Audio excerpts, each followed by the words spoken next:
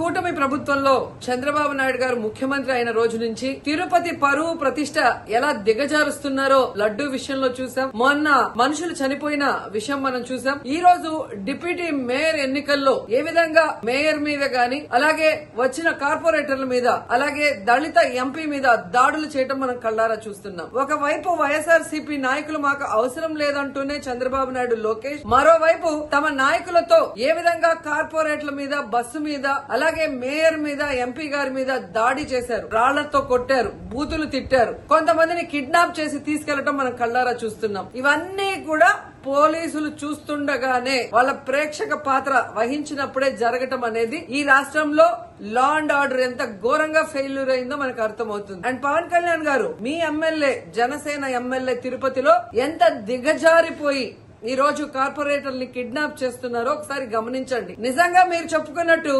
చంద్రబాబు నాయుడు, లోకేష్, పవన్ కళ్యాణ్ మాకు 93% సీట్స్ వచ్చినాయి మొన్న ఎమ్మెల్యే ఎంపీ ఎలక్షన్ లో అన్నారు. మీది ఈవీఎం గెలుపు అని అందరూ కూడా అనుకున్నారు. అదే నిజం అనేది ఇక్కడ మళ్లీ ప్రూవ్ అయింది.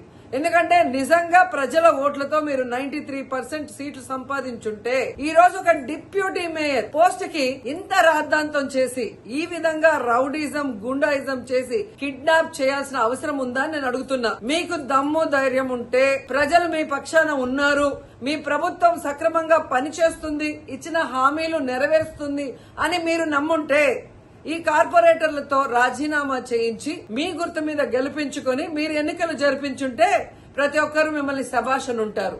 కానీ ఇక్కడ జరిగే ఒక డిప్యూటీ మేయర్ ఎన్నికలకే ఈ విధంగా ఒక మహిళని చూడకుండా మేయర్ ని ఏ విధంగా హ్యూమిలేట్ చేస్తున్నారు, ఆమె మీద దాడి చేస్తున్నారు, అలాగే ఒక దళిత ఎంపీ గురుమూర్తి గారి మీద ఎలా బూతులతో తిట్టి దాడి చేస్తున్నారో టీవీలో అందరూ గమనిస్తున్నారు.